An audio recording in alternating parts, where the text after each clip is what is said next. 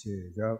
저희가 사도의 가르침을 받아 서로 교제하며 떡을 떼며 기도하기를 전혀 힘씁니다.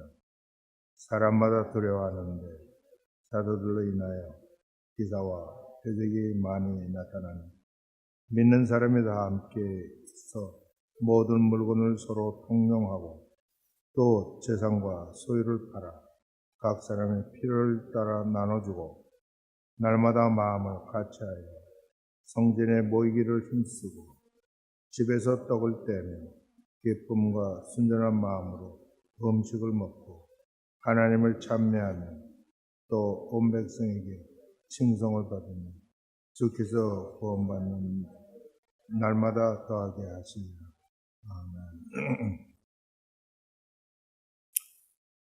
아멘. 예루살렘이 난리가 났습니다. 요즘은 트럼프가 예루살렘에 미국 대사관을 두겠다고 해서 난리가 난 게 아니고, 우리가 상고하고 있는 예루살렘에 난리가 난 것은 예수님께서 말씀하신 너희가 받으리라고 한 성령이 드디어 이 예수님의 제자들에게 임하여서 성령이 임하셨습니다. 그래서 이 성령이 임하는 사건이 그 당시 예루살렘에 얼마나 그냥 충격적으로 다가왔는지, 그냥 모든 사람 예루살렘에 들끓고 난리가 나고 사람들이 이 소란이 나고 있는 대로 찾아와 가지고 이야기를 합니다. 그런데 이 사람들이 보니까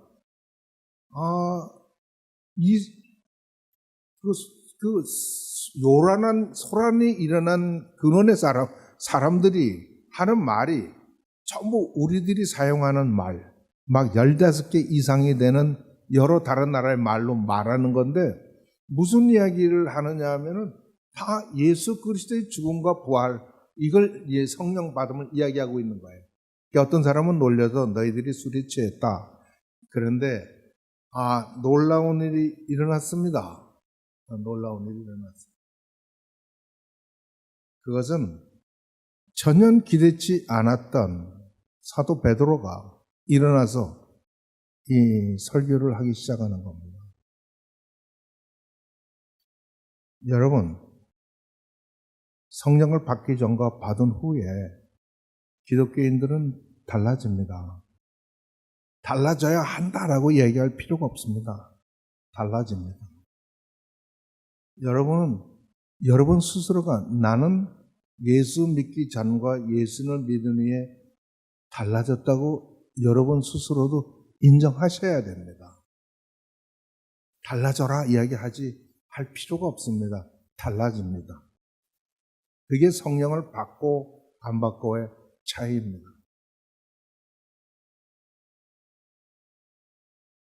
모든 것은 성령을 받음으로 시작합니다. 기독교인의 삶은 성령을 받음으로 시작하고 교회의 시작도 성령을 받음으로 시작합니다. 성령은 무엇이냐면요, 이것이 우리의 증표입니다. 우리가 하나님의 자녀가 된 증표이고, 우리가 하나님의 백성이 된 증표이고, 하나님의 모든 언약을 받은 증표이고, 하나님께서는 이 성령의 인침이 없는 자는 상대를 안 하십니다. 오직 성령의 인침을 받지 않은 자에게 요구하는 것은 회개하라입니다. 회개하라. 하나님께 돌아오라는 겁니다. 이거 말고는 요구하는 게 없습니다. 어디 하나님을 모르는 사람에게 거룩한 삶을 살라 안 하십니다. 나쁜 짓을 했다 그래가지고 그 나쁜 짓 하는 거 하지 말라 그런 소리도 안 하십니다. 성경은 얼마나 냉정한지요. 계시록의 마지막에 요한계시록에 말씀하시기를 불의한 자는 계속 불의하게 하고 의로운 자는 의로움을 쌓게 하고 내버려둬라. 내가 온다. 그때 내가 다 결정해버리겠다. 예수님 그렇게 말씀하셔요. 저는 이 말씀 듣고 깜짝 놀랐습니다. 불의한 자는 계속 불의하게 해라. 의로운 자는 의롭게 살라. 간섭 안 하시겠다는 거예요, 하나님이. 로마서에 보면은 말이죠. 너희들이 하나님을 알되 금수와 같이 여기고 그랬어? 그럼 하나님이 그러면 어떻게 하셨는데? 그냥 뭐라 그래요? 그들의 상실한 마음대로 내버려 뒀대. 하나님을 몰라서 하는 모든 걸 고치라고 하지 않고 다 내버려 뒀대. 내버려 둬? 다 하게 내버려 둬. 여러분, 이게 얼마나 슬픈 일인지 아십니까? 그런데 하나님이 우리가 성경을 보면요. 소위 교회에 보는 서신을 보면은 하나님은 우리 하나님의 자녀들에게 그렇게 안 와요. 야, 제발 좀 내가 거룩하니까 거룩하게 살아라. 야, 사랑 좀 하면서 살아라. 좀 도와주면서 살아라. 창피하지 않냐? 남 보기에 그러시는 것 같아요. 믿지 않는 사람들, 하나님의 자녀가 아닌 사람들 보기에 그러지 않느냐? 그러니까 이젠 좀 제대로 좀 살아라. 내가 밤낮으로 너에게 눈물로 한 말이 뭐냐? 하나님의 자녀답게 살라는 거 아니냐? 제발 좀 살라고 얘기합니다. 이게 성령 받은 자와 안 받은 자의 차이입니다. 하나님이 대하시는 차이라고요. That's a period.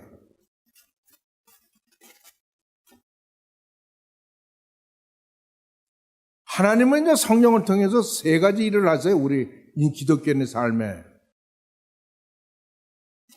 이것은 여러분이 신학교 가면은요, 소위 마스터 과정에 있는 사람들을 배우는 거예요. 첫 번째는 의롭다 하심이에요. 성령을 딱 인치시면 그는 justification이라고 그러는데, 의롭다 하심을 하신 모든 예수 그리스도를 통해서 그가 의롭다 함을 얻은 자가 됐다라고 선포를 하는 게 성령이에요. 두 번째는요, 우리를 sanctification이라는 거룩한 삶을 살도록 성화시킨다는 거예요. 요것도 성령의 역사 속에서만 가능해요. 성령의 인친자에게만 가능해요. 우리가 그래서 거룩한 사람이 돼가지고 하나님처럼 목사의 티를 내고 그래서 거룩한 게 아니에요. 제가 죽도록 생각을 해봤어요. 어떻게 하면 저 거룩한 삶을 살 수 있나. 근데 제가 결론은 나는 거룩한 사람이 될 수 없다 하는 게 제 결론이에요. 저는 사랑하는 자가 되고 싶은데 저의 결론은 나는 사랑할 수 없다 하는 게 사랑하는 자가 못 된다는 게 제 결론이에요. 저는 거룩한 자가 되지도 않고 사랑을 되지 않아요. 그래서 나는 구원을 얻을 수가 없어요. 그렇지만 이 모든 것을 하나님께서 예수 그리스도를 통해서 다 하셨다는 걸 우리에게 가르쳐 주시는 분이 성령님이셔요. 마지막으로 우리가 어떤 사람이 되느냐 하면 하나님 표 우리 모든 사람이 다 서는데 우리는 하나님과 함께 이거는 우리가 다 이 세상을 떠나서 되는 일인데 영화롭게 된다. 글로리피케이션이라고 그래요. 이것은 우리가 하나님 앞에 섰을 때 되는데 우리가 하나님의 영광에 참여하는 자가 된다 그 말입니다. 하나님의 영광은 하나님은 누구하고도 나누지 않습니다. 모든 하나님께 속한 영혼은 하나님만이 누리고 하나님만이 소유하는 것, 그 영광 속에 우리를 참여시킨다. 글로리피케이션, 영화롭게 하신다. 이렇게 하십니다.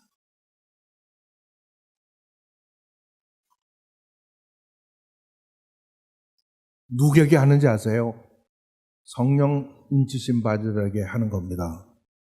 성령 인침은 누구에게 하는지 아세요? 진실로 회개한 자에게 하는 겁니다. 진실로 회개한 자는 어떤 사람인지 아세요? 생각을 바꾼 사람입니다. 이제까지는 내 생각대로, 내 좋은 대로 또는 세상에 이야기하는 대로, 세상에 이야기하는 고상함, 세상에 이야기하는 박해, charity, 또 이 세상 이런 세상에도 좋은 게 많습니다.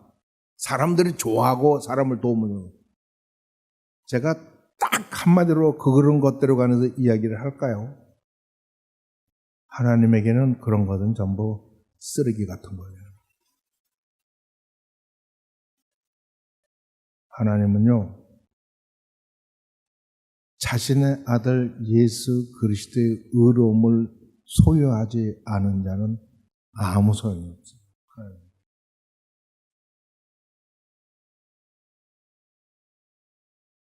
하나님은요, 우리를 보고 거룩하니까 산 속에 들어가서 깊은 골방에 들어가서 그렇게 살려는 게 아니에요.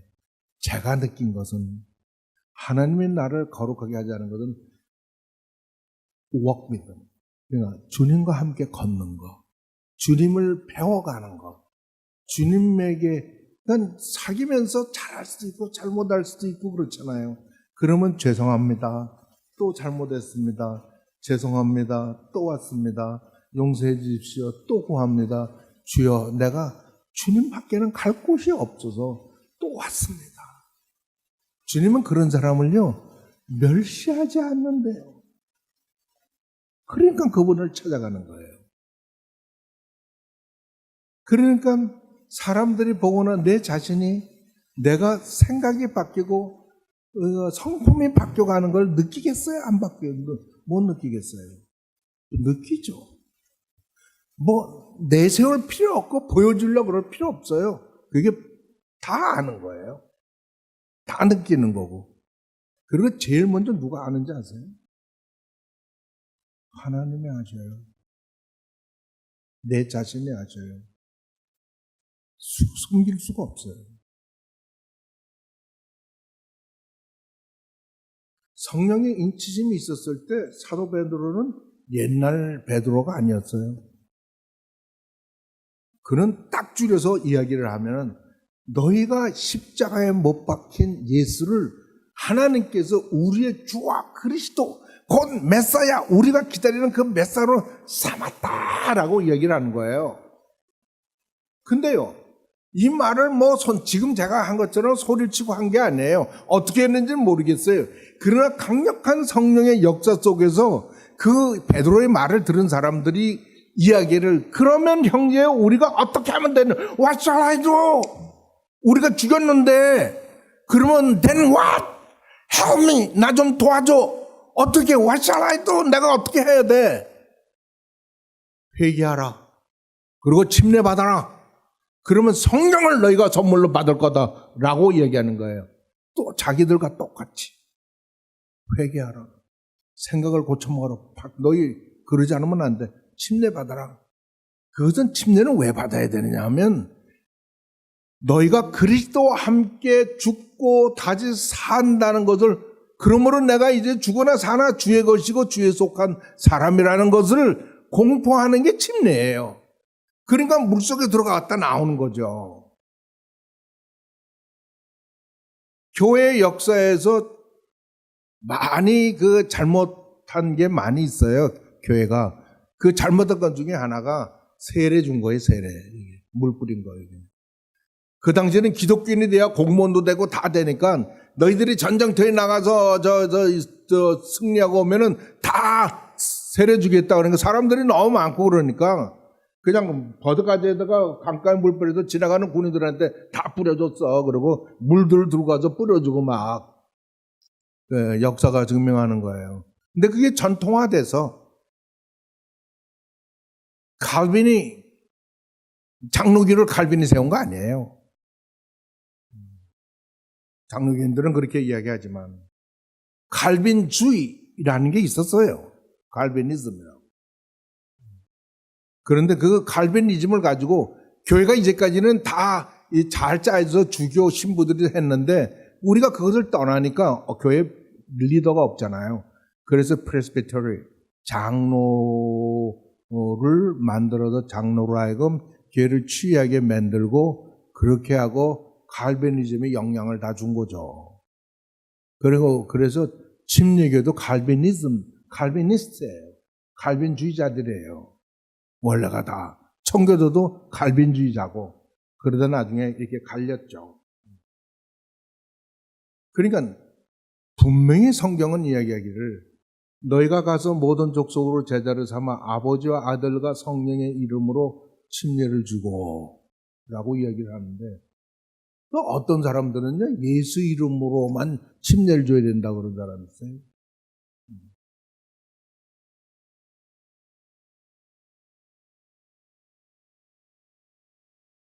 차원을 베드로는 이야기하기를 너희가 회개하고 침례 받으면 성령을 선물로 받는다.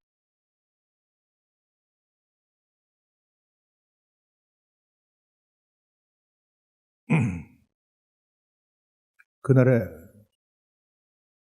사도 베드로의 말에 따라서 성령을 받은 자가 3,000명이었다고 합니다.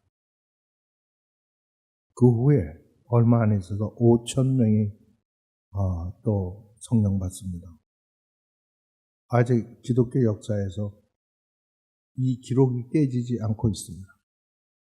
오늘 본문의 말씀은 그 성령 받은 자들이 어떻게 어떠한 특징을 가진 집단화되었나. 제가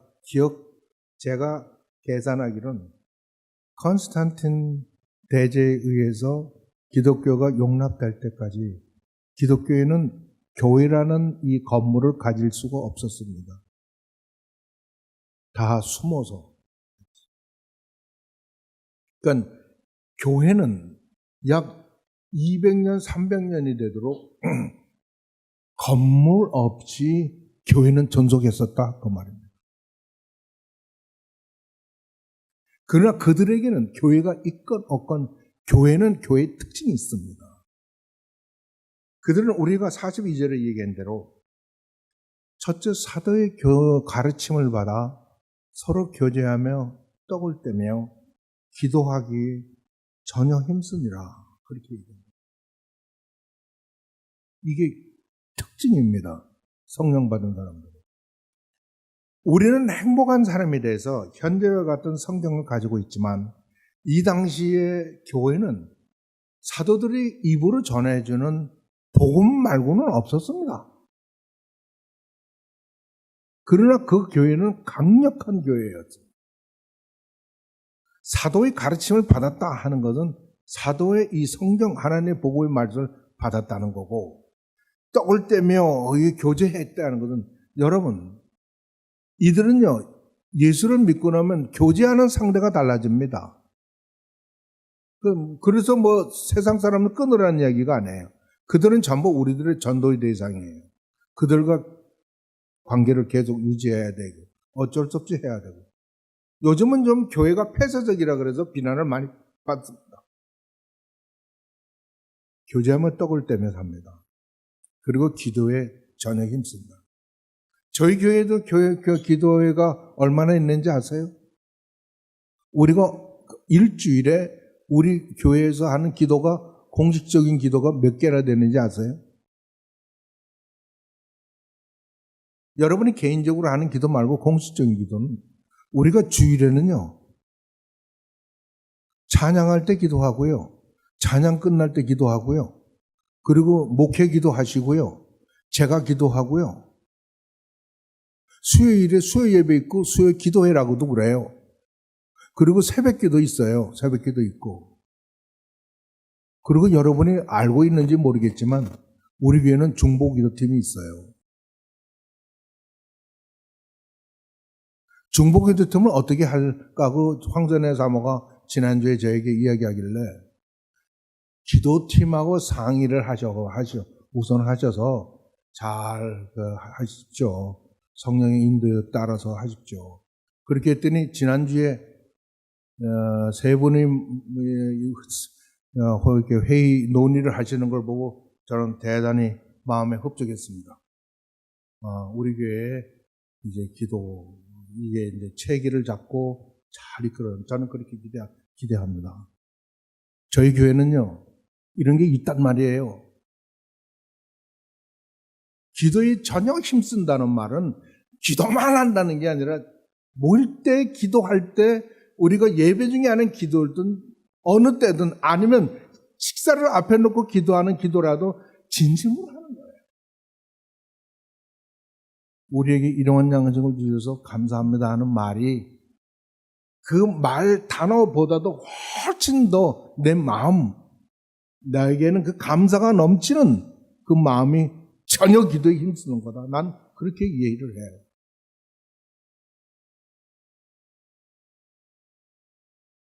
믿는 사람마다 두려워하는 사도들에 인하여 기사와 표적이 나타나니, 이건 죄송해요. 저는 그냥 제가 변명을 하면 이때는 성령이 강력히 역사하기 때문에 이런 이적과 기조가 났어요. 예수님께서 기적을 행할 때는요, 제가 보기에는 이렇게 이해돼요. 사람들이 안 믿으니까 이래도 안 믿을래? 그러시는 것 같아요. 그리고 도저히 하나님 말고는 할 수 없는 일, 죽은 자를 살리거나 이런 일이 있을 때는 하나님은 하나님만이 하실 수 있는 때 주님이 하셨어요.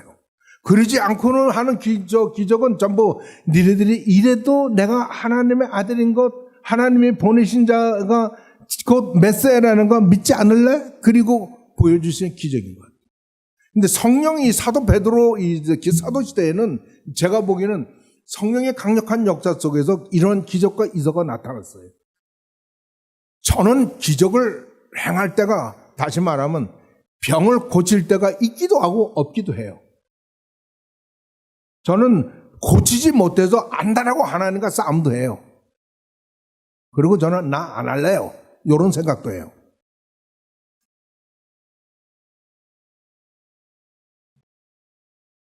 그러나 이때는 이렇게 하셨어요. 중요한 것은 믿는 사람들이 모든 물건을 통용했다는 건데, 이게 그러니까 뭡니까? 옛날에는 다 물건으로 서로 장사도 다 물건으로 주고받고 다 했어요. 돈이 있었지만 그건 특수한 사람들만 했어요. 이게 진짜 우리가 알고 있는 돈이 나타나기 시작한 거는 그 산업혁명 이후에요. 물품이 많이 나눠지고 거래가 이게 많아지고 그래서 금융제도가 생겨나기 시작하는 거고 다 그런 겁니다. 그리고 현재는 이제는 화폐가 별로 사용이 안 돼요. 화폐는 전부 숫자로만 해요. 뭘로 다 합니까? 플라스틱으로 다 하잖아요. 플라스틱. 요즘 캐시 없어도 살잖아요. 변해가는 사회에 우리가 어떻게 적응해야 될까 생각해 봐야 돼요. 한마디로 이야기하면 사람들이요. 사람들이요. 성령을 받은 사람들은요. 남의 필요를 주는 것을 주저하지 않았어요.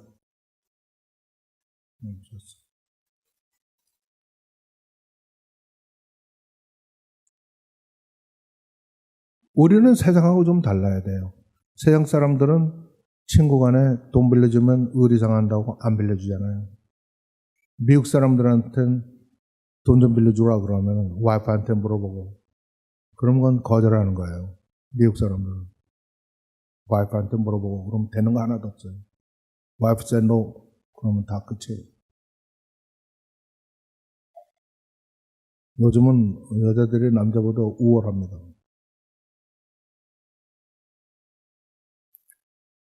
친구 간에는 돈 빌려주면 안 된다고 그러는데 제가 생각해 봤어요. 그럼 주면 되겠네. 받을 생각 안 하면 되잖아. 주면 되겠네. 근데 옛날에는 그랬어요. 여러분 시험 들지 마세요. 점잖게 거절해도 돼요. 꼭 저의 obligation이 여러분에게는 없어요. 근데 옛날 이야기예요. 옛날엔 그랬어요. 그러나 우리가 생각해 볼 필요 있어요. 필요한 자에게 줄 수 있는 사람이 돼야 돼요. 돈이 있다면 줄 수 있는 사람이 돼야 돼요. 날마다 마음을 같이 성전에 모이기를 힘쓰고 집에서 떡을 떼며 기쁨과 순전한 마음으로 음식을 먹고 라 그렇게 얘기합니다. 그러니까 날마다 이들은 모였어요. 우리 같이 수요일 모이고 새벽기도 모이고 주일 모인 거 아니고 날마다 모였어요. 날마다 모였는데 아주 중요한 말이 있습니다. 마음을 같이하여 갈라진 마음이 아니라 마음이 같았다. 같았다는 거예요. 제가 왜 우리가 한 마음이 안 되나를 생각해 봤어요. 왜 나는 한 마음이 안 되나? 왜 교회에는 이 말들이 많아서 시비가 많은가? 가보니까요, 다 저 사람이 이래서 그렇다는 거예요. 이 사람이 이래서 그렇다는 거예요. 그럼 난 뭐예요? 나는 의로운데, self-righteousness. 나의 스스로, 스스로 자신을 아니라고 이야기하시더라도 나는 의로운 거야. 저 사람 때문이야. 저 사람 때문이야. 이게 같은 마음에 되겠어요? No. 제가 깨달은 게 있습니다. 내 속에 내 self-righteousness를 get rid of it. 이걸 꺾어 버려버리기 전엔 절대로 한 마음 안 된다. 교회 올 때, 내가 교회 교제할 때, 우리가 할 때 제일 중요한 게 뭐냐? 나는 절대로 내가 옳다는 말을 하지 않겠다. 옳다는 생각을 갖지 않겠다. 나는 그분의 얘기를 듣고 그분을 받아주겠다. 틀리더라도 받아주겠다. 그게 내가 한마음이 되는 유일한 걸 알았어요.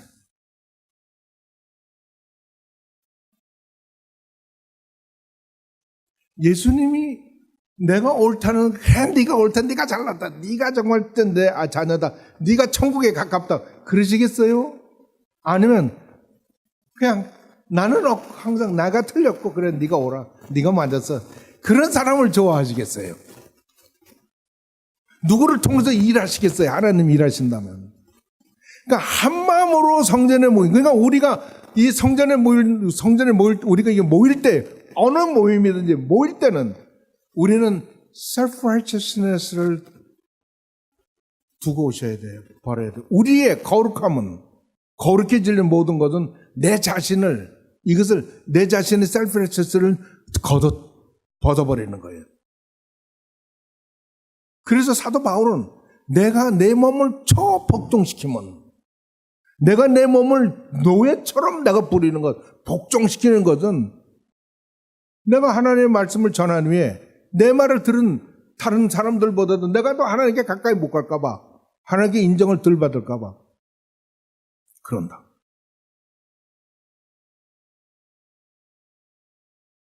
목사에게 치명적인 창피가 뭔지 아세요? 당신은 왜 말한 대로 살지 않아요? 하는 소리 들을 때. 여러분들에게 치명적인 수치가 뭔지 아세요? 저하고 똑같아야 돼요.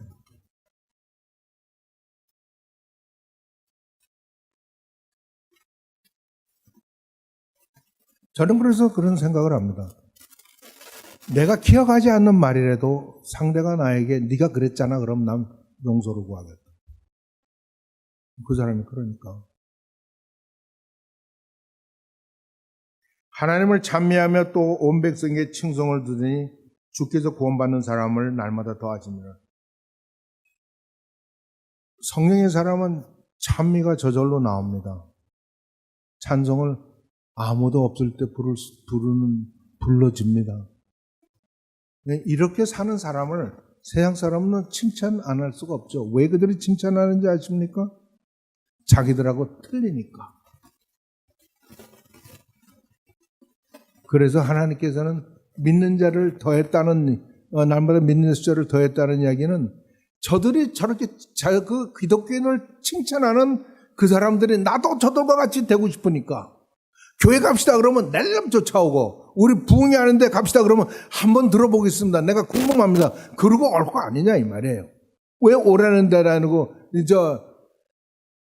뭡니까? 사람들이 왜 이렇게 목을 뻣뻣이 하고 안 와요? 니들이 나랑 뭐 다른 게 뭐야? 너희들은 나보다 더 못하잖아. 그러니까 안 오는 거 아니에요? 김용식 목사님 그래요, 안 그래요? 우리가 지금 김용식 목사님하고 저하고 기도하고 있는 분이 있어요. 뭐 수년을 하고 있어요 지금. 그런데 이제 낭만할 필요가 없어요. 어떤 사람은 우리 기도한 사람이 죽은 후에 회개한 사람도 있으니까. 이 모든 것은 성령의 역사 속에서 성령의 인치심을 받은 자들이 그 성령의 역사 속에서 통하여 일을 할 때, 신앙할 때 일어나는 일들입니다. 그러지 않고는 안 돼요. 그리고 인위적으로 일어나는 모든 것은 하나님이 기뻐하시지 않아요. 우리는 그것을 취할 필요가 없어요. 차라리 인위적인 것은 안 하는 게 낫습니다. 인위적인 것은 아무리 하나님의 일에서라도 그건 하나님의 일을 방해하는 거지 하나님을 용안하게 하는 게 아닙니다. 주님, 우리 사순절을 지나면서 어떤 무리들은 참 이 여흘쯤에 주님의 고난에 동참하려고 애를 씁니다. 주님, 그러나 저희들은 참 주님의 말씀을 귀 기울이면 우리가 할 수 없는 모든 것들을 주님께 아뢰고 주께서 우리에게 인치신 그 성령으로 한번 살아보고 싶고 그 음성 듣고 그 지시를 따르고 싶고 그래도 주 앞에서 겸손히 이렇게 한 걸음씩 나아가기를 원합니다. 저희들을 불쌍히 여기시고 주께서 품에 안으시고 우리가 목적하는 대로 주께서 우리를 품에 안아 옮겨주시기를 기도합니다. 우리 2019년을 맞이하는 주님의 고난주일과 주님의 이 부활을 어느 때보다도 하나님을 아는 것으로 채워지는 주님의 고난의 의미와 부활의 의미를 우리가 체험하는 그러한 시간으로 주님 축복해 주시옵소서. 예수 그리스도의 이름으로 기도합니다.